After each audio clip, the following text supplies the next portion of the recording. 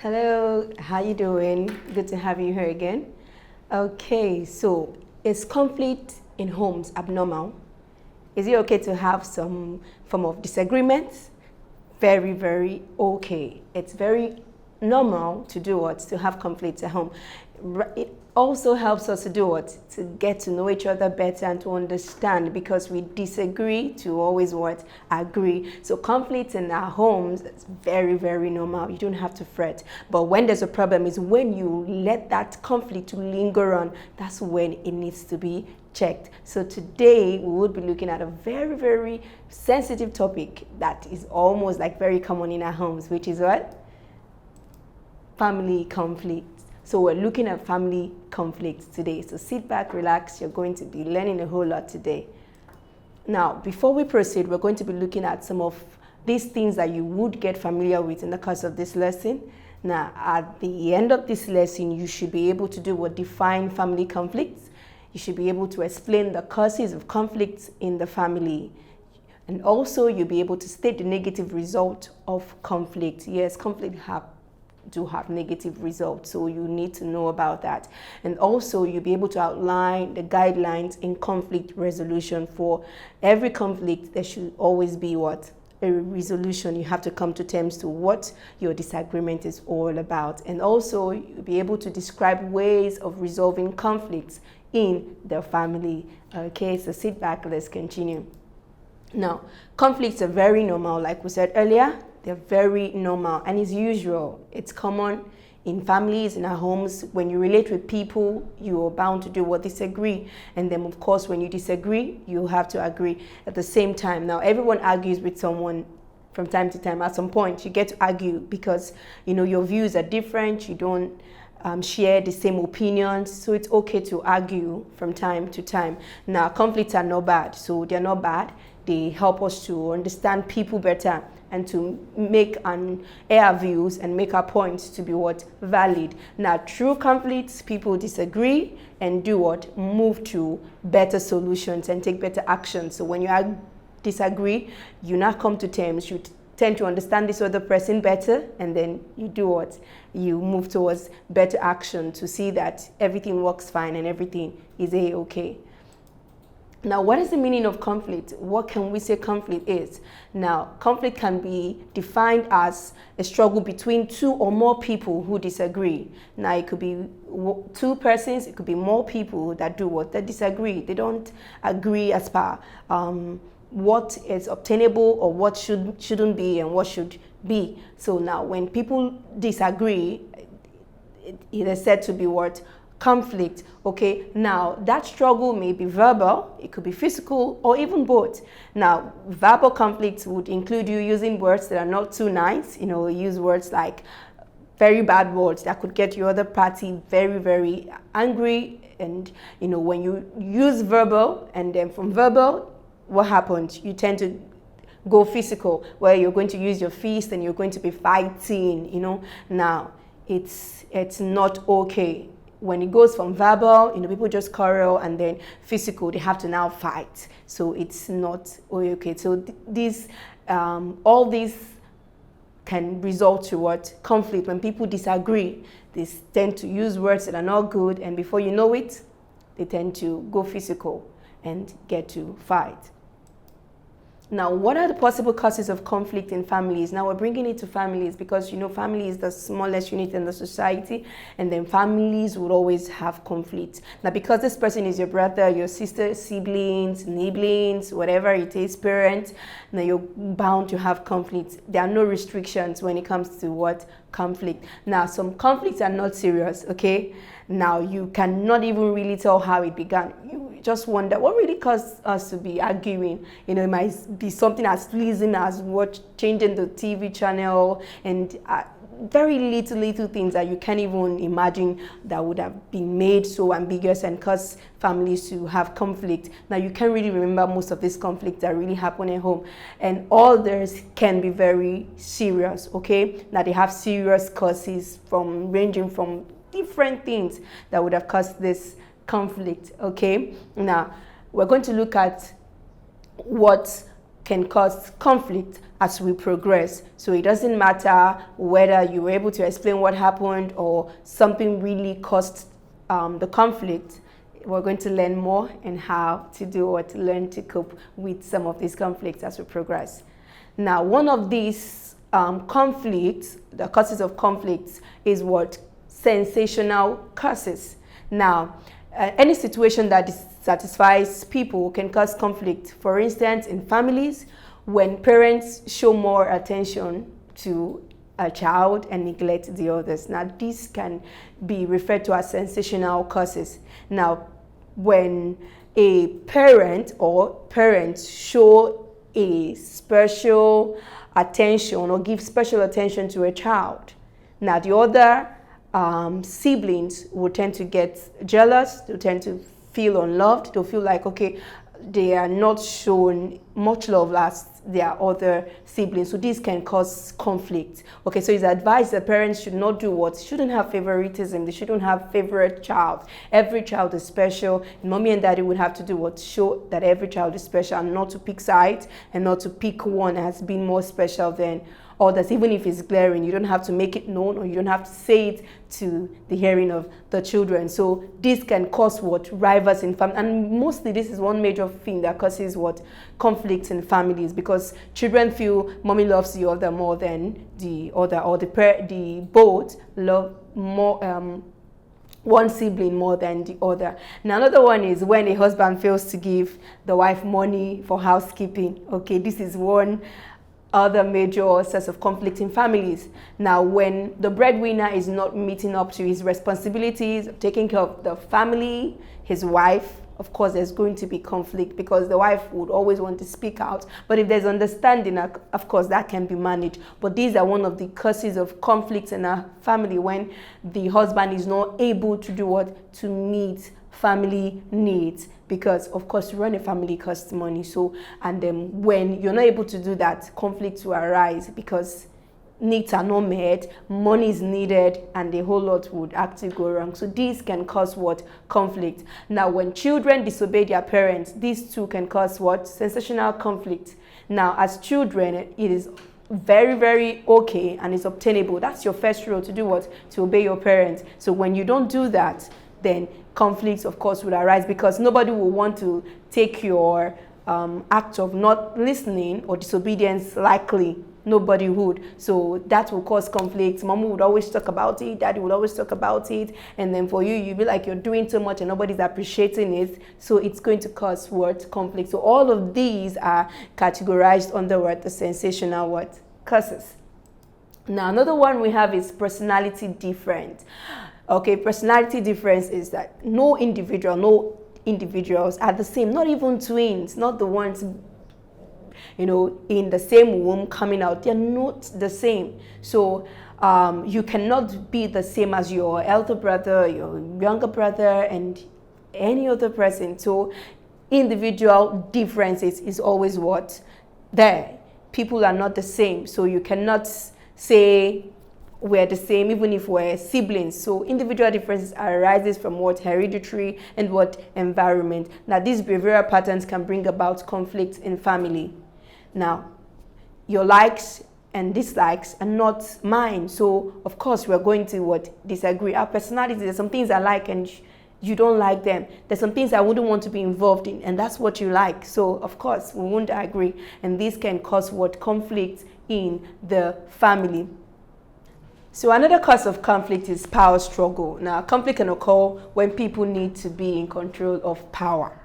Now, when people love to be on top, people love to be ahead, they want to be in charge. Now, when you're in a position to lead people, you have to strike a balance so you don't get intoxicated with power. Now, let's bring it home to the family front. Now, you're the elder brother or you're the elder sister, and then you have your younger ones, and then you want to show them that you're the eldest. Of course, those younger ones will not accept or would want to just put themselves like for you to treat them the way you want to.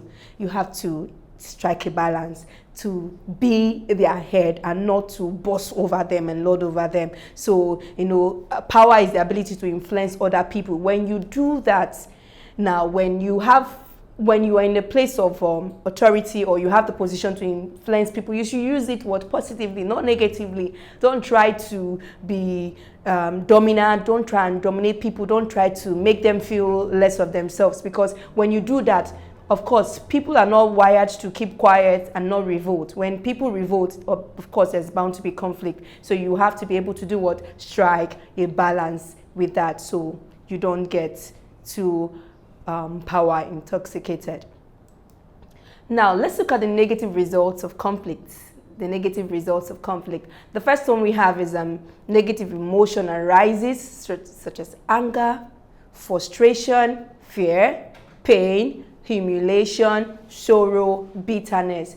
Now, conflicts can cause a whole lot of negative emotions. Anger, you just tend to feel angry when you see this person. There's just outburst of anger, adrenaline's running, you're so angry when you see the person. Then another one is frustration. You just get frustrated, everything frustrates you, about the person, about the individual. And somehow when conflict arises, even at home, maybe you did something, you weren't being obedient, and as soon as you hear mommy and daddy is coming, you tend to have this fear. So negative emotions can cause what? Fear as a result of conflict in the house. Whenever the person comes, you just get this fear. You just feel fear all over you. Another one is pain. You won't be happy, you just feel pain all the time, because there's conflict. Another one is humiliation. Humiliation, people tend to feel downcasted, they feel down, they're not happy, they just feel humiliated, they feel like, oh, this person is infringing in my right and I can't do so much. They feel humiliated. Another one is sorrow. You just feel so very sad. That's how much conflict can affect our emotions, can affect us that much. It causes sorrow and bitterness. People tend to be bitter because of conflict. They heard something, this person did that, that person did that, and they just hold on to these grudges and they are not letting go. Bitterness. And you know what bitterness can do? It keeps eating you up, and over a whole lot of them. There are a whole lot of negative emotions that can arise because of what? Conflict in the family. Another one is that, people who often get angry may become ill. It can also affect your sleeping pattern, because when you're angry, everything about you is not settled. You're not settled. Your mind will just be drifting to the left, to the right, and then you're not happy. And this can cause serious illness to the body. That's how much conflict can do what? Affect you negatively. So why the stress of having to be in conflict with anybody, if it takes this much on individual? Okay, your sleeping patterns will be affected. You won't be able to sleep as the way you want to, because every time you put your head on your pillow, you just think about what this person did, how this person should have done, and then it just obstructs your life pattern absolutely. Then another one is that people may say things they do not mean in the heat of an argument, and this happens a whole lot. Now, when you are angry, or when you're in an argument with someone, you tend to say things that you don't mean. Like when you sit back, you just be like, did I say all of this? Now that's a negative result of conflict. It makes you say things that you don't mean to. And you know what happens with words when they go? You might feel you've forgotten about it, but it leaves a scar with the other person. The person don't forget, because what you have said has done much damage to the person than you can ever imagine. So why would you want to do that? You might have forgotten, but the person you have said those negative words would not forget. So these are negative results of conflict that should not be encouraged, because you're going to be saying a whole lot that you don't even mean most of those words that you have uttered. So it's very, very important that you do not say those words when you're having conflicts, because you might really not mean them. Now, another one is that violence may occur. Now, when temper arises with serious argument, there could be physical words, attack, injury, or even death. We've heard of situations where people are having disagreements, conflict, and then before you know it, this one is so angry, they become uncontrollable. They're saying stop, they're not stopping, and before you know it, there's physical attack. The person is using his fists, his radar is going to pick something, is doing this, and it could result in serious injury and most times death. We've seen situations like that, and then it's something that should be curbed, because it's even happening on a daily basis. You hear a lot of things among siblings, amongst parents, children and their parents. It goes on. Couples, husband and wife, it goes on to, it's very, very common.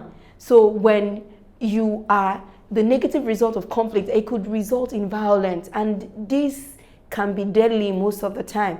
So it is very, very not okay, because when conflicts arise and these things happen, a lot of people, I didn't mean it. You hear them saying it was the devil. I didn't mean it. I didn't intend to. I just wanted to push her. But in the course of pushing her, you know what happened? She hit her head somewhere and the person is no more. The other person cannot explain. So it's not necessary to be in conflict that could escalate to something this magnanimous and cause even death. Now, another one is that relationships suffer. It breaks bond. When people are in conflict, even in families, amongst siblings, amongst parents, relationship suffers a lot, because people are not happy with the way they relate with each other. And then, this bond you shared with someone, maybe amongst your siblings. Today, you find siblings that are not in talking terms. They are not talking. They don't speak with each other. You find parents that don't speak with their own children. You find husband and wife that don't speak with each other. Now, all of these things are not normal. These are negative effects of conflict, and they should be checked and curbed. Okay, because someone that you used to be in talking terms with, suddenly you're not talking with the person, and it's not supposed to be like that. These are some of the negative effects of conflict that should be discouraged and not encouraged at all. Now, we want to look at becoming aware of the conflict or problem. It is very, very important that if you're able to know what had caused the conflict, then you'll be able to resolve them. Now, most conflicts are based on differences among people, which is very common. Okay, now people's experiences are different, so you are bound to have conflicts. Now, it is important to recognize the conflict early and resolve it. Now, when you are able to be aware of what is causing this conflict, of course, you'll be able to deal with the family issues that arises. Now, I don't like my toothpaste to be pressed from the middle. I want it from the top. Okay, is that how you want it? Fine, it's fine. I don't like this. I don't like that. So when people talk about their differences, I think it will help them to manage your conflict and come to terms, and they will work to a better understanding, and people will tend to agree to learn to work and live peacefully. Okay. Now, we want to look at the ways of resolving family conflicts, the ways of resolving conflicts in general. How can you resolve conflicts? Because this is one issue that affects us daily. Now, the first thing we should do is to set limits, setting limits. Now, at this point, whatever is causing the conflict should be first identified. You must be able to identify whatever it is, like we said earlier, that is causing the conflict. What is the problem? When you're able to know what the what is, then you now know how to do to solve these problems that you're having. Now, people in conflict should state their position, and the people involved must recognize and respect each other's view or position. Now, when we disagree and then we're able to talk about it, we should be able to know what our limits are. You should be able to know, like when children play and the other person is saying, stop, I don't want. You should be able to know that this person is saying, stop, I don't want it anymore. Because when you don't stop at that point, when the person is saying stop, it could escalate to something away from that little, as minute as it is, to cause more problem. So you should be able to set limits. Now, even in families, values is something that should be set. And say, okay, we don't use foul words here. We don't use words that are not nice. You should be able to say things that are okay. Don't do like this. Don't do that. And when you do that, everybody should respect each other's view. Everybody should know that, oh, this is not acceptable in the family. This person does not like it when I use these words. This person does not like it when I say things like this. That way you set limits, and everybody will adjust to what the limits that has been set, so people don't infringe into your limits and cause you to have any form of conflict whatsoever. Now, we have the arguing stage. Now, it's okay for people to argue. It's okay for people to air their views. We hear all disagreement is brought to the surface. People talk about it. Okay, these are the things that we don't like. Now the aim of this stage is for the both parties to do what? To understand each other's position better. Now you bring it and you argue over it. It's called a healthy argument. You talk about it, you argue, and after arguing, then you come to terms. Now this is what we've been arguing about. I think this is the measures we should put in place. And then when you argue, argument is fine, it's normal, it's common. When you argue, don't let it escalate into something that you would not be proud of. So when you argue, it's fine. Everybody comes with their points, and then you see how valid it is, and then you come to terms to work with it. Another one is negotiating and what?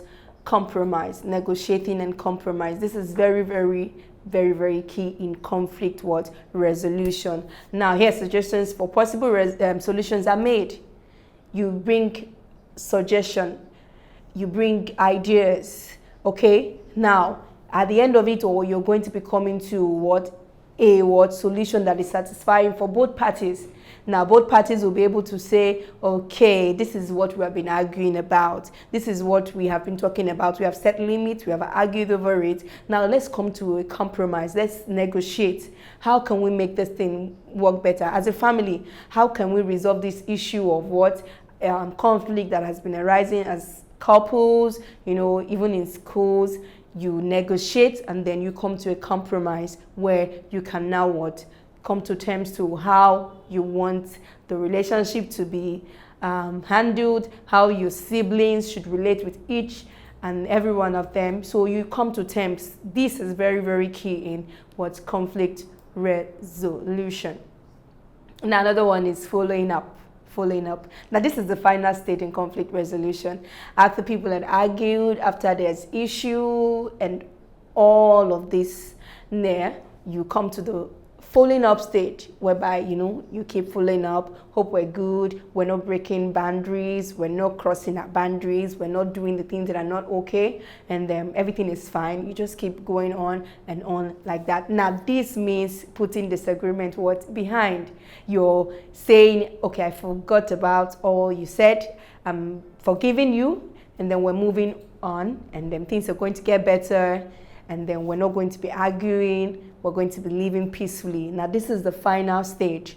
When you get to this stage, that means you're dropping all the baggages of all the conflicts and all the arguments you've been having with this individual, your friends, your siblings, your neighbors, whatever it is, and then you're saying it's over. We're stopping here. We're not arguing anymore. We're fine, okay? So this stage is the final stage when it comes to conflict resolution.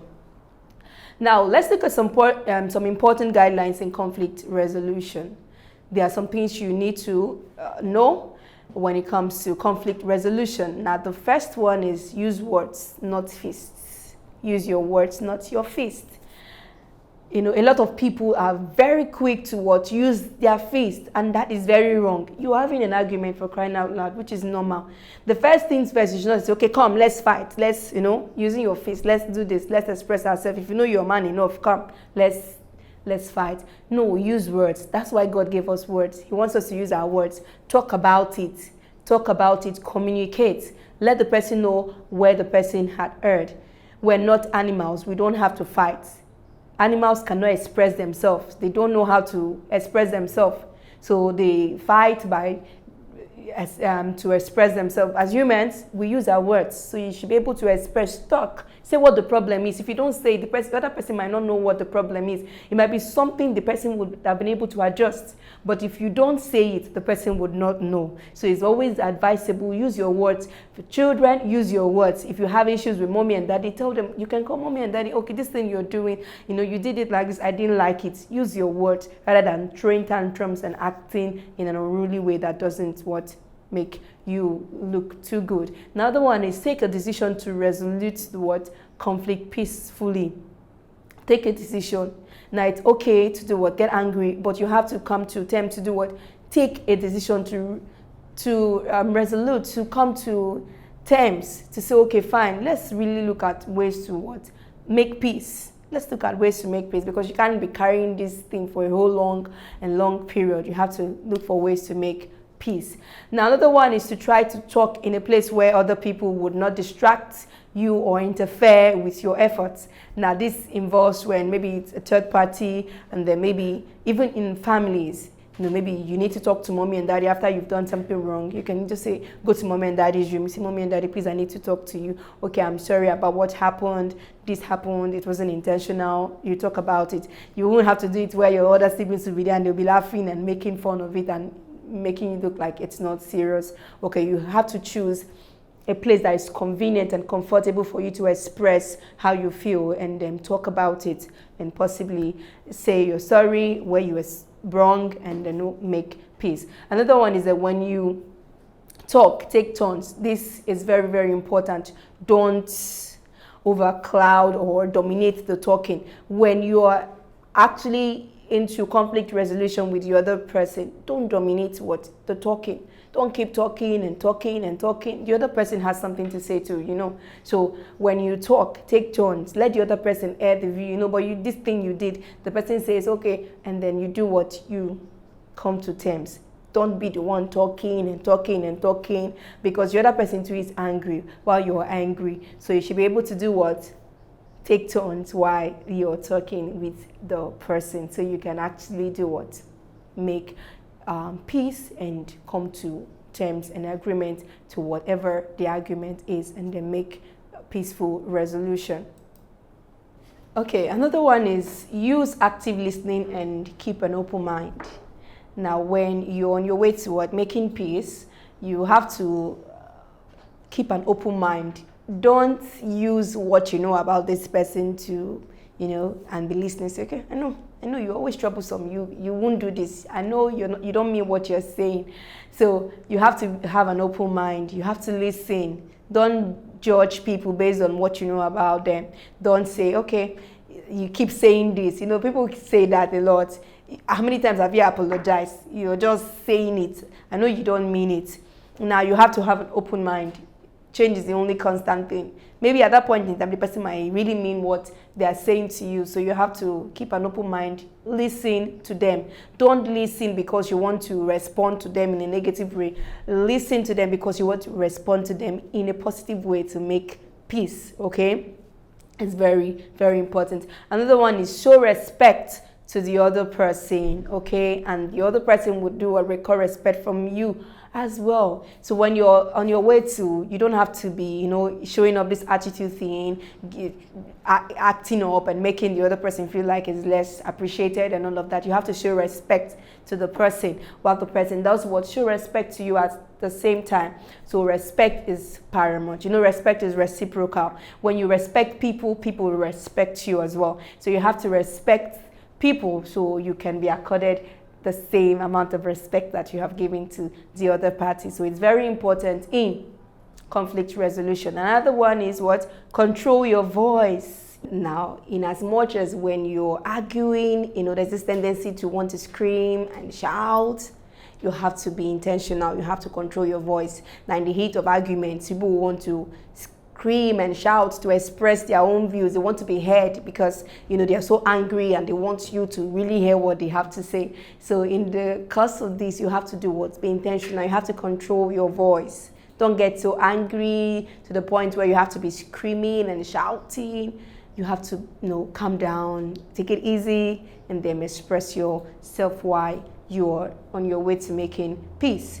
Now, another one is speak the truth. Speak the truth, say the truth, and all the time that you have to explain. In the course of explaining, don't extract, don't take away. Make sure you're saying the right thing as it is.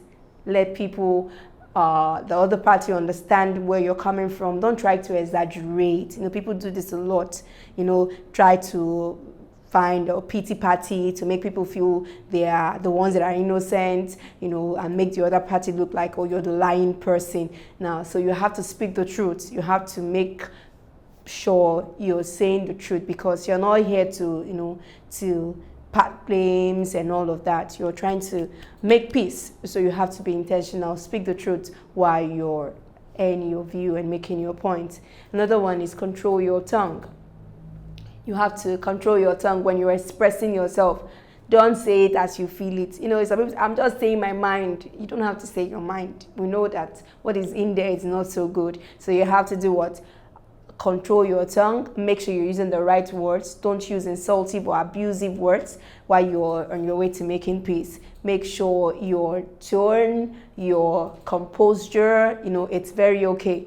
So you don't say things that are not good while you're on your way to making peace. Now, this is very, very important. Now, all of these things that we've talked about is very important to do what? To conflict resolution. So you don't find yourself being in the position where you say, oh, I've not been speaking to this lady for over 6 years. I've not been speaking to this person for over 10 years. Your siblings, you're not speaking with them. What? You have to do what? Go back to do what?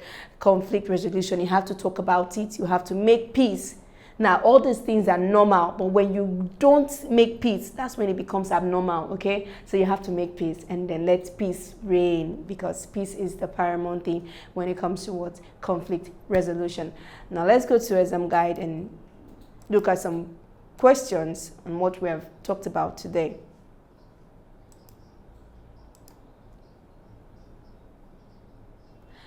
Which of these is not a guideline in conflict resolution? Now let's look at this question critically. Look at it. Which of these is not a guideline in conflict resolution? The first one we have here is avoid any distraction. B, control your voice. C, keep an open mind. D, speak the truth. E, use fists, not words. Now, I'm sure it's still fresh, like, oh yeah, you know the answer. Now, when it comes to conflict resolution, there are things you should do, there are guidelines. Now, should you use your fists and not your words? Of course not. Speak the truth, you should speak the truth. It's one of the guidelines to what? Conflict resolution. Another one is keep an open mind. Then we talked about it. You have to keep an open mind when it comes to conflict resolution. Don't have the scene of presumption and assumption. You have to keep an open mind. You need to control your voice. We said that. Control your voice. Now, another one is this part of it. Avoid any distraction. No, this is not a guideline for conflict resolution. Okay, avoid any distraction. So A is the correct one answer. Okay, which of this is not a guideline in conflict resolution is what? Avoid any distraction. That's not the answer. That's not one guideline to conflict resolution. Let's look at another question. Okay, let's look at this question. The best method of resolving conflict in the family and community is by A, argument and riots. B, creating awareness. C, follow-up. D, negotiation and compromise. E, setting limits. Now, the best method of resolving conflict in the family and community is by what? You have, is it by argument and riot?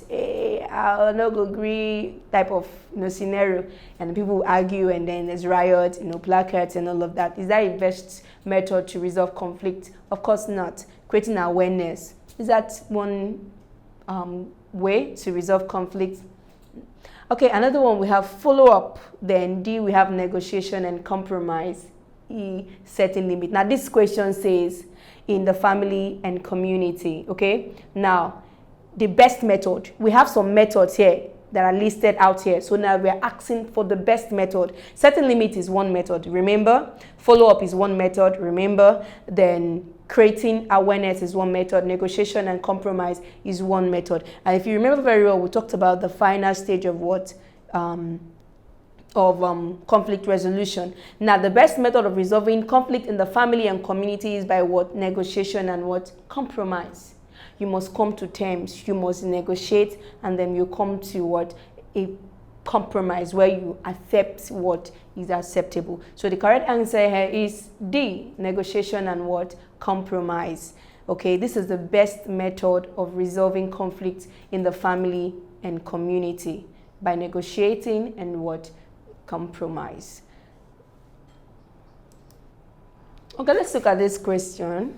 The act of making a choice from alternative courses of action is, okay, the act of making a choice from alternative courses of action is A, decision making, B, evaluation, C, implementation, D, organization, E, strategic planning. Now, when you need to make choice, you know, when you're in a conflict with someone and you need to make a choice, what is that thing, the course of action that should take place? Now we have decision making as the answer. The act of making a choice from alternative courses of action is what? Decision making. You have to decide. You have to decide what you want to do.